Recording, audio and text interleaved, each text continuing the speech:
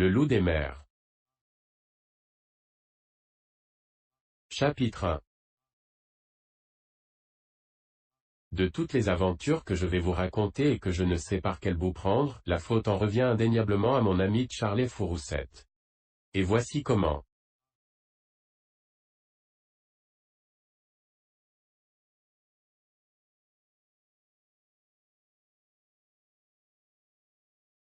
Il possédait un cottage, de l'autre côté de la baie de San Francisco, à l'ombre du mont Tamalpais. L'hiver, au contraire, il s'y installait pour lire en paix Nietzsche et Schopenhauer.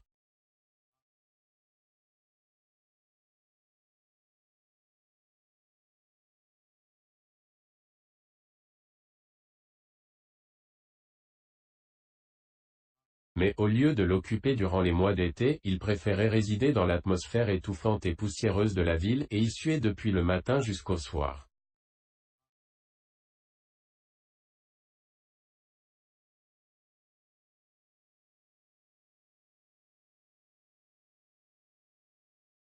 Si je n'avais pas pris l'habitude d'aller l'y rejoindre le samedi après-midi pour demeurer en sa compagnie jusqu'au lundi, je ne me serais pas retrouvé ce lundi matin-là de janvier à naviguer dans ces parages.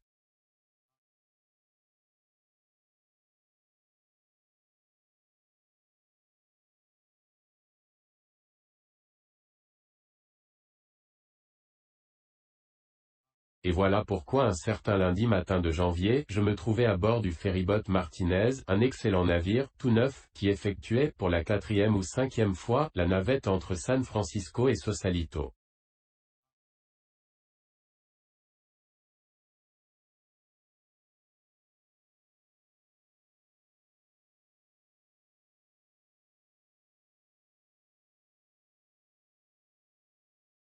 Un épais brouillard couvrait toute la baie et en ma qualité de terrien, je n'étais pas très rassuré.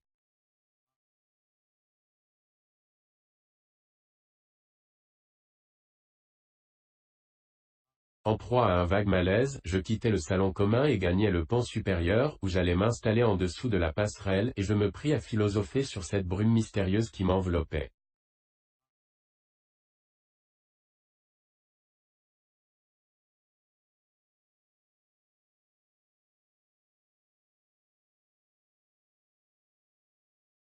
Un vent frais me soufflait au visage et j'étais là, seul, dans l'obscurité humide, pas complètement seul, car dans la cabine vitrée qui était au-dessus de ma tête, je sentais confusément la présence du pilote et du capitaine, qui se tenaient, sans doute, près de lui.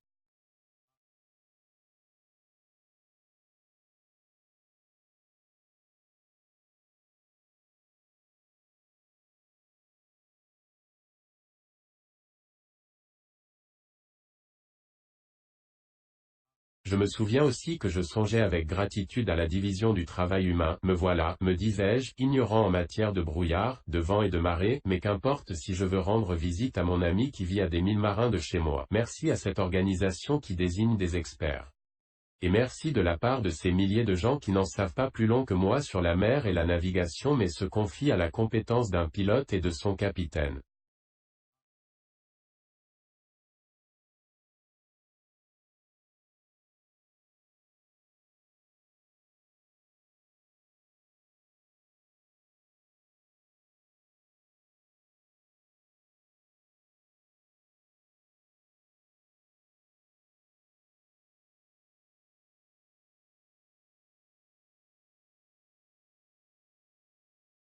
De mon côté, je pouvais, n'étant pas distrait par ces diverses contingences, me consacrer à d'autres études plus spéculatives. Par exemple, analyser l'influence d'Edgar Poe sur la littérature américaine. Un essai sur ce sujet, signé de moi, venait justement de paraître dans le numéro courant de la revue L'Atlantique.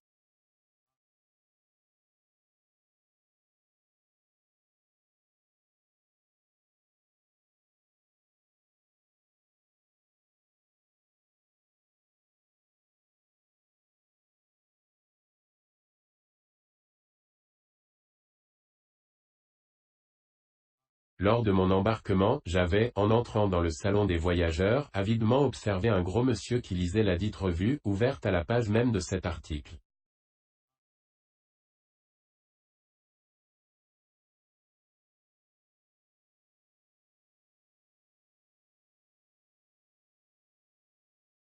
Et là encore, la division du travail opérait, c'était le savoir spécialisé du pilote et du capitaine qui permettait au gros monsieur, alors qu'on le transportait sain et sauf de Sausalito à San Francisco, de profiter de ma connaissance particulière d'Edgar Poe.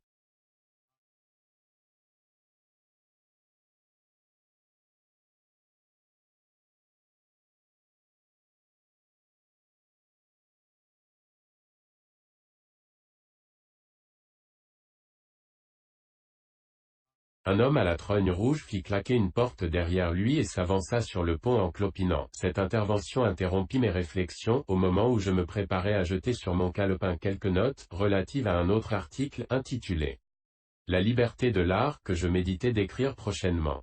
C'était un plaidoyer bien senti, en faveur des artistes.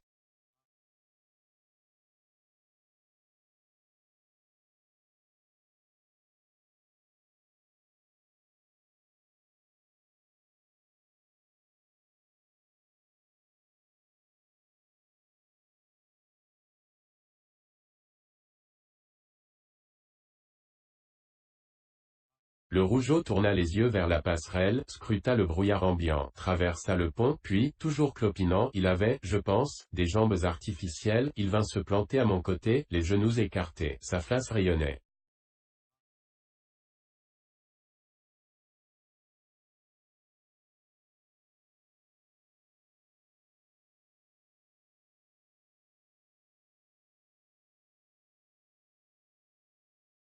Je ne me trompais certainement pas, il s'agissait à coup sûr d'un marin de profession.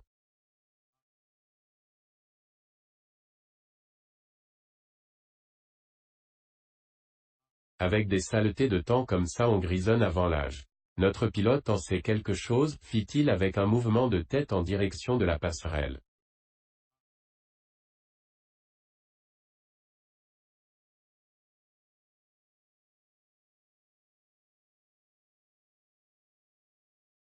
Je n'aurais pas pensé tout seul qu'il y eut un problème, répondis-je.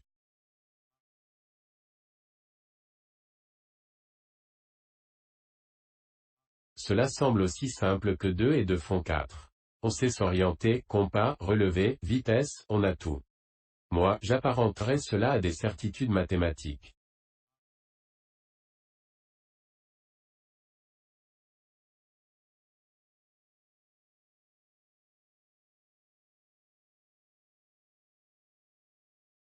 L'homme se mit à ricaner.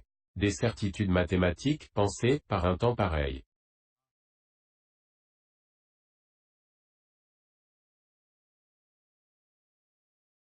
Il me toisa d'un air méprisant, en se renversant en arrière, pour ne pas perdre l'équilibre.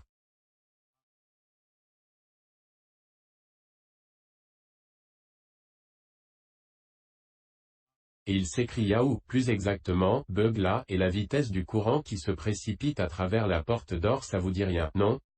Pour un courant, c'en est un.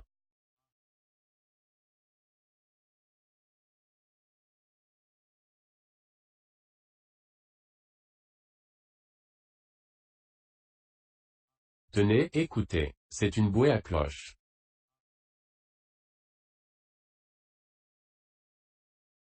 Et nous passons par-dessus.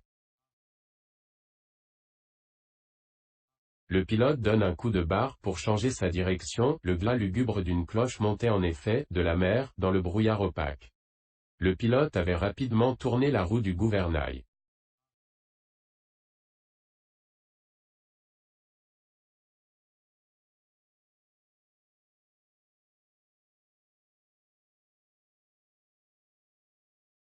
La cloche sonnait maintenant à bâbord.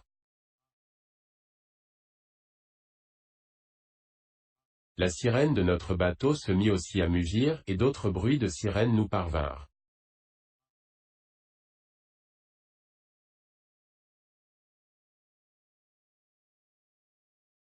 L'une d'elles retentit soudain par tribord. Vous avez entendu, me demanda-t-il.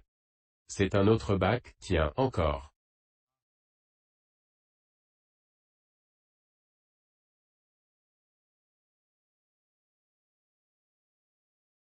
Une goélette, sûrement. Attention, mon vieux schooner. Sinon il y aura de la casse avant peu.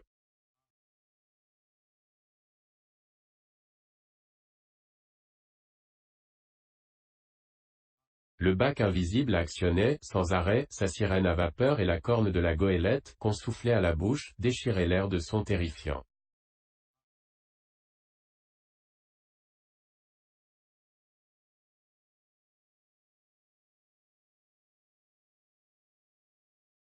Ils se font des politesses, écoutez-moi ça, à présent, les voilà tirés d'affaire. En effet, le vacarme avait tout à coup cessé.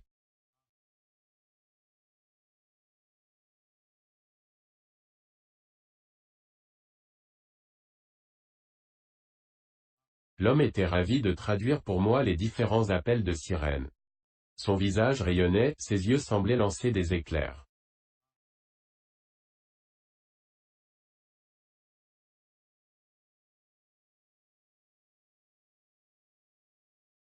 En voilà un qui a un crapaud dans la gorge, je parie que c'est une goélette à moteur, qui navigue à contre-marée. Et elle n'en peut plus.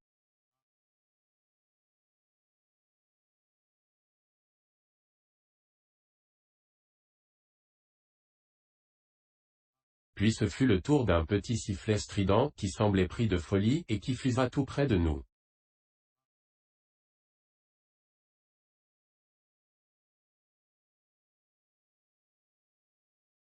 Les gongs puissants du Martinez retentirent.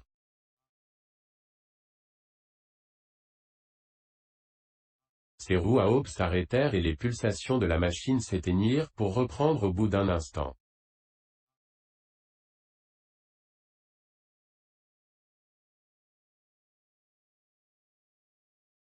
Le petit sifflet, aussi digne et faible qu'un cri de grillon parmi les rugissements d'une ménagerie, s'était rapidement éloigné et se perdit dans le brouillard.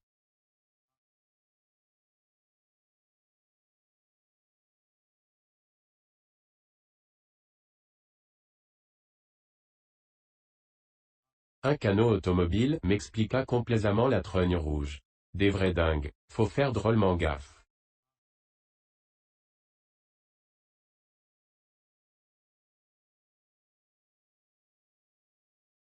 Ils foncent sans s'occuper de rien.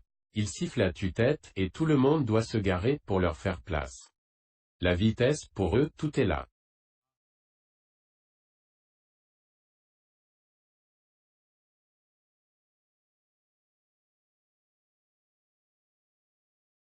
Si on l'avait coulé, c'était bien fait pour sa pomme.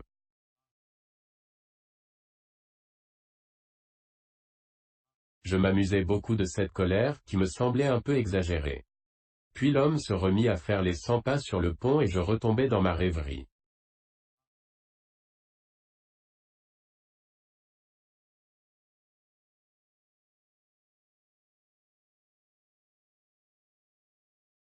Le mystère de ce brouillard qui, pareil à une ombre insondable, enveloppait à cette heure notre planète, absorbait toutes mes pensées. Et j'admirais ces humains, simples atomes de lumière, petites étincelles, qui, chevauchant leurs coursiers de bois et d'acier, plongeaient en plein cœur du mystère. Aveugles, ils allaient dans l'invisible, à grands coups de gueule, hardis en apparence, alors que leur cœur était lourd d'incertitude et de crainte.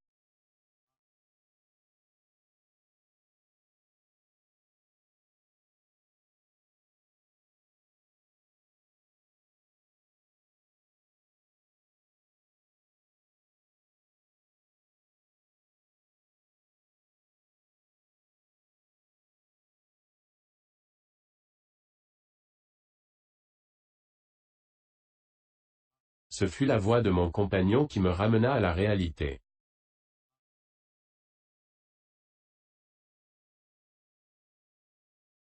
Je sortis de mon rêve et souris, car je m'étais égaré, moi aussi, sans m'en apercevoir, dans des pensées plutôt fumeuses.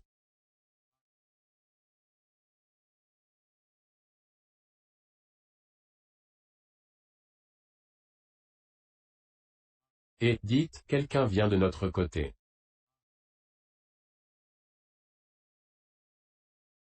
Écoutez. Et il se dépêche. Il fonce droit sur nous.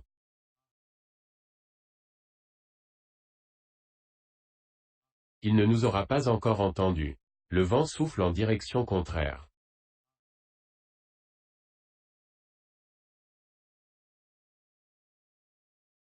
C'était sur nous que portait le vent et le son de la sirène du navire inconnu nous arrivait en plein, en avant et légèrement sur la droite.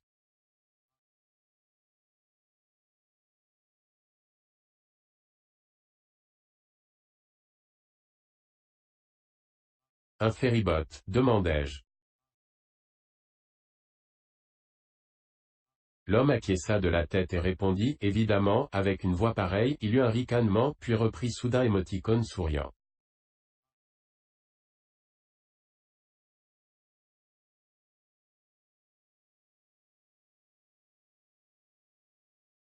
Là-haut il commence à avoir sérieusement la trouille.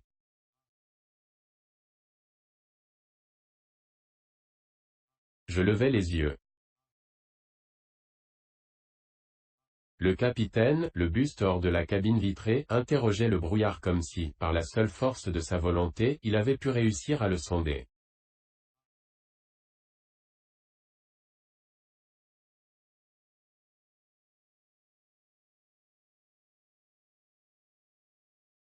Ses traits reflétaient son inquiétude, tout comme ceux de l'homme à la trogne rouge, qui s'était avancé vers la lisse et regardait, avec autant d'attention, l'invisible danger.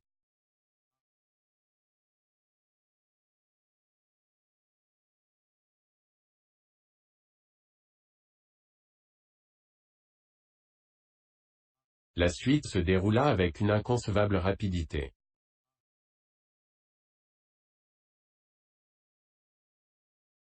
Le brouillard s'ouvrit, comme sous l'action d'un coin, et l'avant d'un grand navire en émergea, traînant autour de lui des lambeaux de brume, pareils à des algues sur le museau de Léviathan.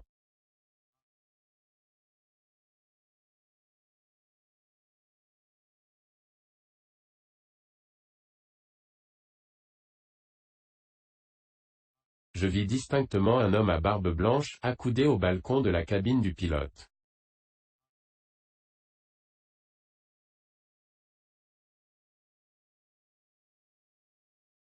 Il était vêtu d'un uniforme bleu impeccable, son élégance et son calme m'avaient frappé, je m'en souviens.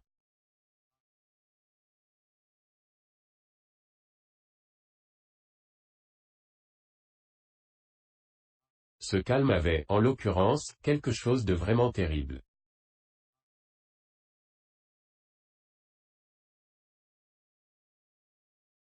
L'homme acceptait la destinée à laquelle il liait son propre sort.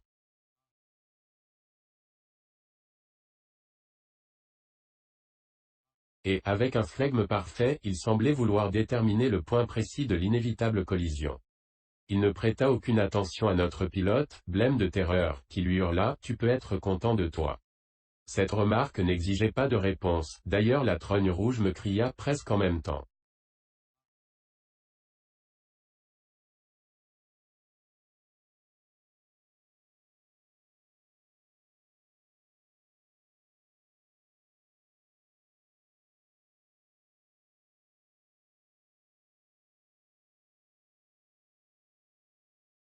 Empoignez ce que vous pourrez et cramponnez-vous.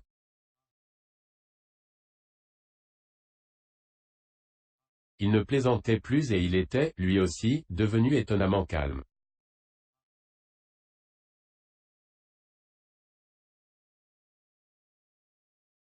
Il ajouta, avec une sorte d'amertume, et comme s'il savait déjà tout ce qui allait suivre, vous entendrez bientôt les femmes crier.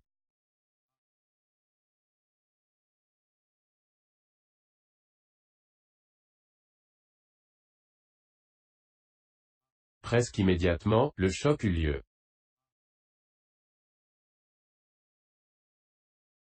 Le Martinez reçut le coup par le travers. Je le suppose du moins, car je ne vis rien, je fus violemment projeté sur le pont et, quand je me relevai, le navire à bordeur avait déjà disparu. Il y eut un grand craquement de bois brisé et le Martinez donna fortement de la bande.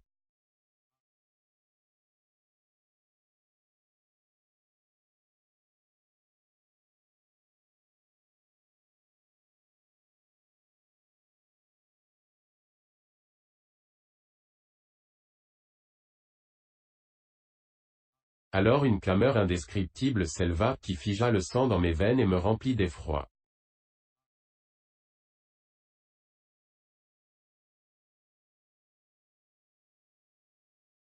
Je me souvins des ceintures de sauvetage qui étaient accrochées aux parois, dans le salon des passagers, et me précipitai. Mais, à peine arrivé au seuil de la porte, je fus violemment refoulé par un flot d'hommes et de femmes affolés.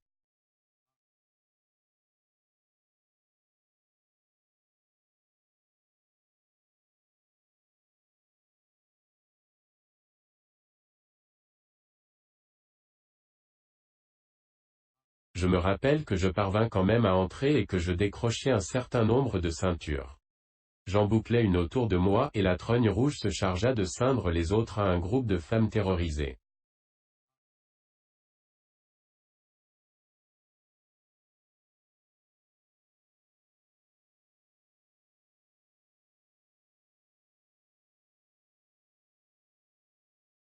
À l'heure actuelle, encore, je revois parfaitement la scène dans les moindres détails.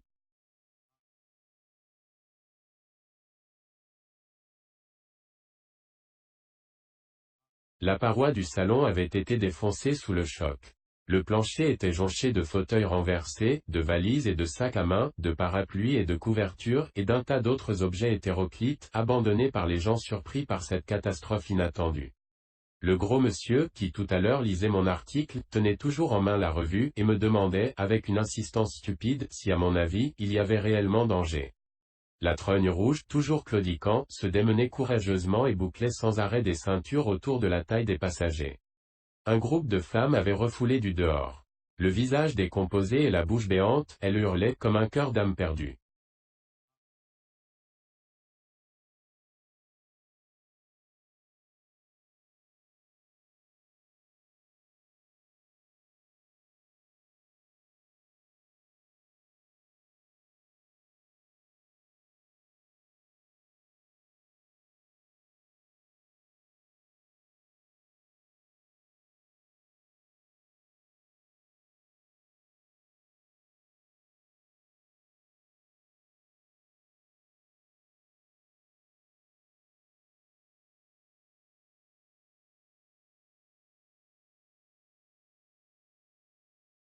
Voilà ce qui, surtout, m'ébranlait les nerfs.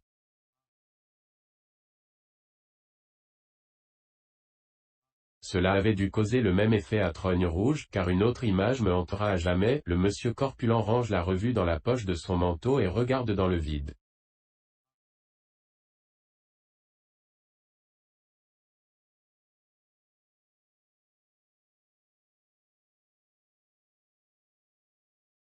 Une masse informe de femmes aux traits tirés, à la face livide et bouche bée, se lamente comme un cœur d'âme perdue, et mon homme, que la colère a entre-temps rendu pourpre, clame à tue-tête dans la pose de Jupiter tonnant, « Taisez-vous, bon Dieu!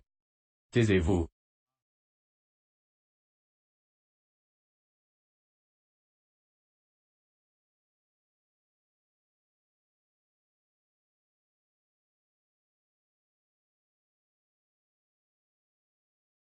Il y avait, dans cette scène, une sorte de comique involontaire, qui me fit éclater de rire. Puis, l'instant d'après, l'horreur de la situation m'étreignit de nouveau. Je songeais que ces femmes, de la même race que moi, étaient semblables à ma mère et à mes sœurs, et se refusaient à mourir.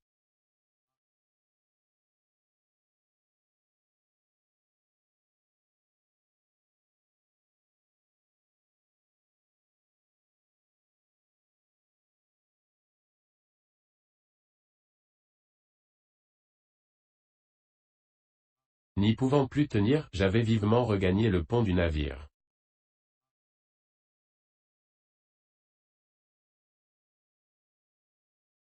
Le cœur sur les lèvres, je m'effondrais sur un banc.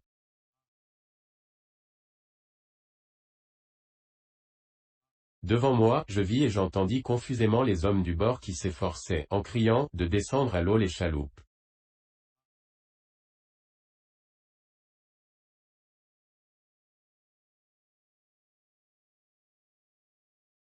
Cela se passait exactement comme dans les livres.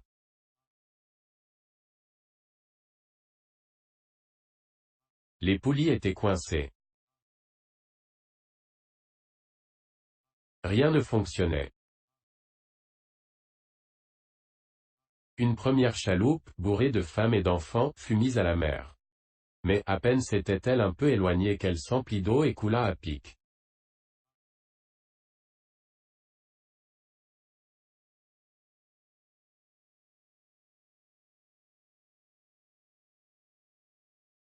Un second canot resta pendu en l'air par une de ses extrémités et dut être abandonné.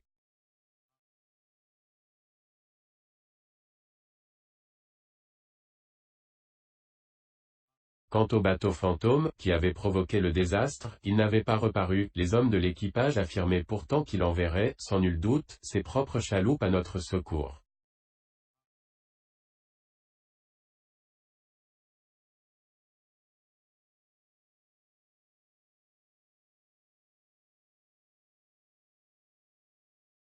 Le Martinez coulait rapidement. Épouvantés, les passagers sautaient par-dessus bord.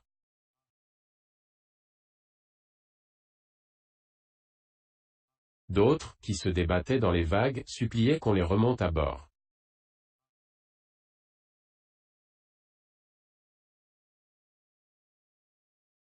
Personne ne prêtait attention à leurs clameurs.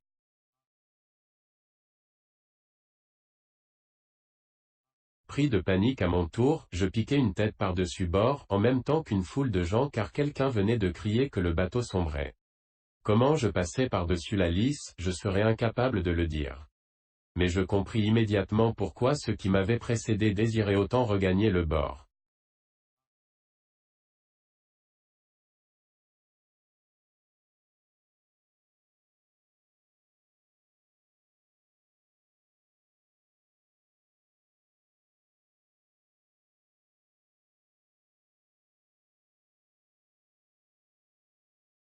L'eau était glacée et son contact était une souffrance intolérable.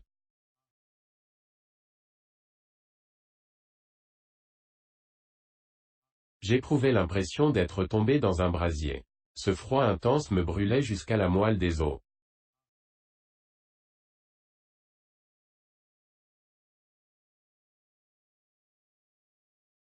Son étreinte était semblable à celle de la mort.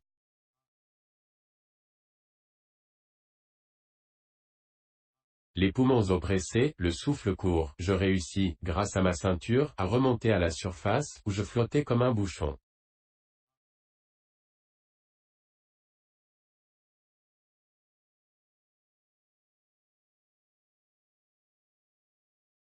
D'abord je sentis, dans ma gorge, l'âcreté de l'eau salée, qui m'emplissait la bouche.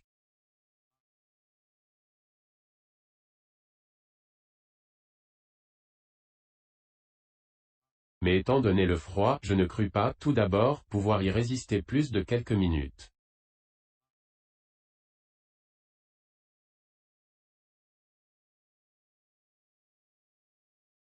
Autour de moi, une foule de gens se débattaient, s'appelaient les uns les autres. J'entendis aussi, dans le brouillard, un bruit de rames.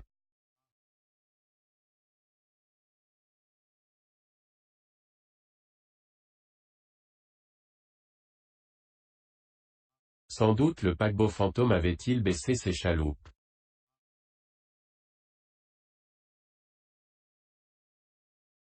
J'étais étonné de n'être pas déjà mort.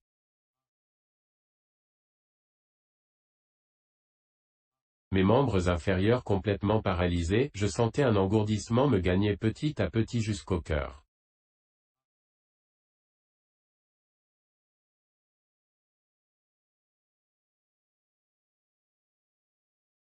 De petites vagues, aux crêtes écumantes, se brisaient sur ma tête, l'eau pénétrait dans ma bouche.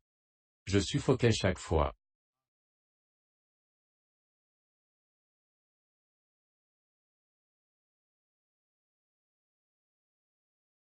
Les sons que j'entendais se firent indistincts. Le dernier bruit que je perçus fut une clameur désespérée, et je compris que le Martinez avait sombré.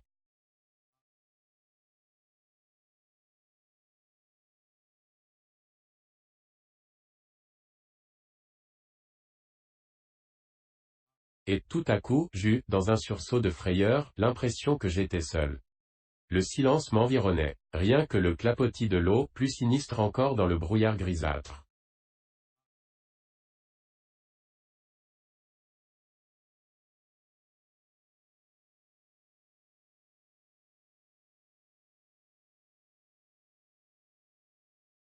Une panique, partagée avec une foule, est moins effrayante que celle qui s'abat sur vous quand vous êtes seul.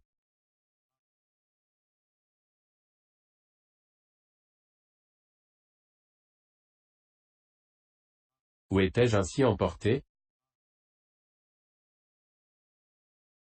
L'homme à la trogne rouge m'avait dit que la mer descendante refluait vers la porte d'or.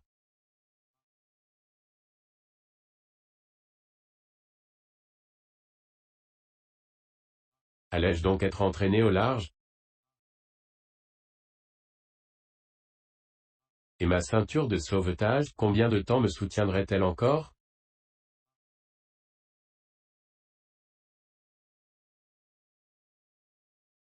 J'avais entendu dire que dans ces gilets de sécurité, il y avait beaucoup plus de papier que de liège. Ils se saturaient bientôt d'eau et perdaient alors toute flottabilité.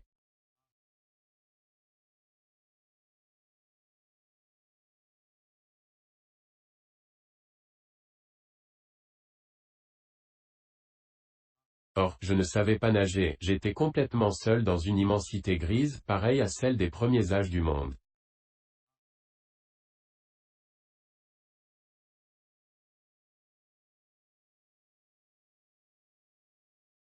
Une crise passagère de folie s'empara de moi, je l'avoue à ma honte. Si bien que, tout en battant l'eau de mes mains gourdes, je me mis à hurler de toutes mes forces, comme je l'avais entendu faire aux malheureuses femmes dans leur panique.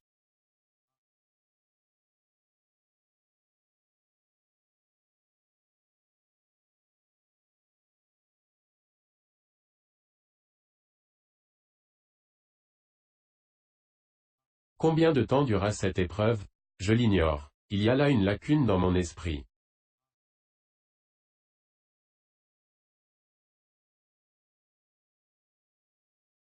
Tout ce dont je me souviens, c'est que j'eus l'impression d'avoir vécu des siècles, quand je vis, presque au-dessus de moi, un voilier sortir de la brume. Il filait sous le vent, à bonne allure, ses voiles gonflées.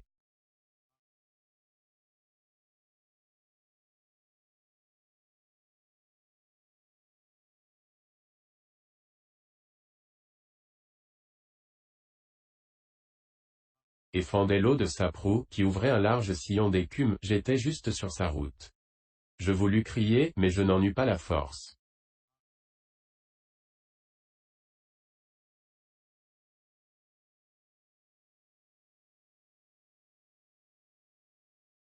L'étrave m'effleura et, pris dans un formidable remous, je sentis une grosse vague me passer par-dessus la tête.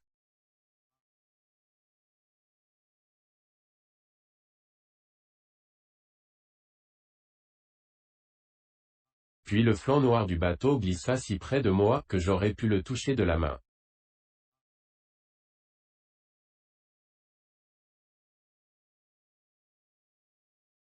Désespérément, je tentai de m'y accrocher, d'enfoncer mes ongles dans le bois. Mes bras refusèrent de m'obéir.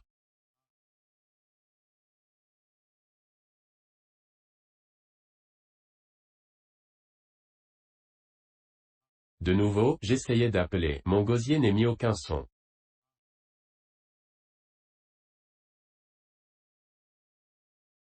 La poupe, à son tour, se présenta à moi, tombant à pic dans un creux des vagues. J'aperçus un homme qui était à la barre et, près de lui, un autre individu qui semblait avoir pour unique occupation de fumer un cigare.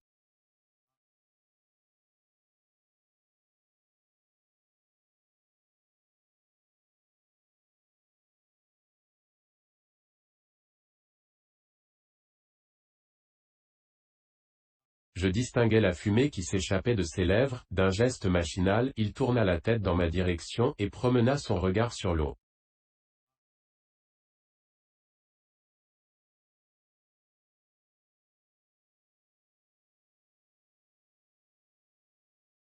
L'homme était oisif et il cherchait inconsciemment à s'occuper l'esprit en contemplant la mer. Cet acte, chez lui, n'était pas prémédité. Il était dû à un simple hasard.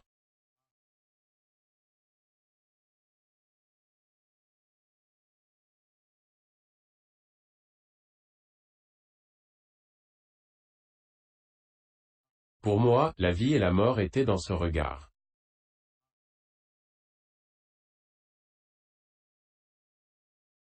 Le brouillard s'apprêtait à absorber le navire et je ne voyais plus que le dos du timonier, en même temps que j'apercevais la tête de l'autre homme opérer un mouvement lent. C'est alors que son regard, caressant l'eau, tomba sur moi sans qu'il l'eût voulu. Il affichait l'expression distraite d'un homme perdu dans ses pensées, et je tremblais qu'il ne m'eût regardé sans me voir.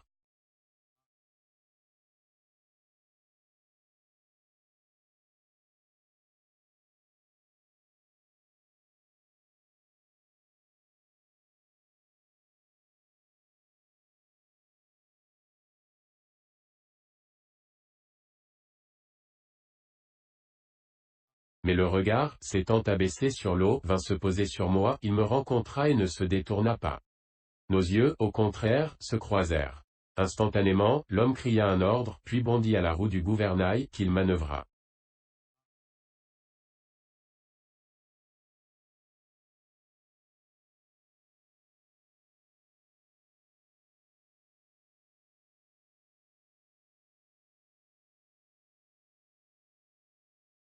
Le bateau vira lentement sur lui-même, mais, emporté par son élan, s'effaça dans la brume.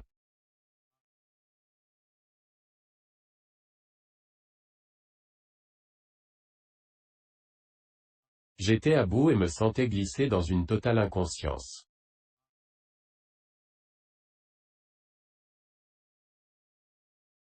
Lorsque je perçus des coups d'aviron qui s'approchaient de moi, et des appels que je supposais m'être adressés.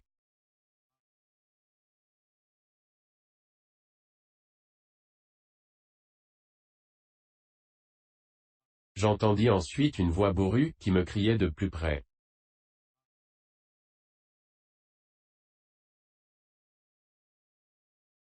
Bon sang, pourquoi ne répondez-vous pas? Alors je tournai de l'œil et évanoui dans les ténèbres.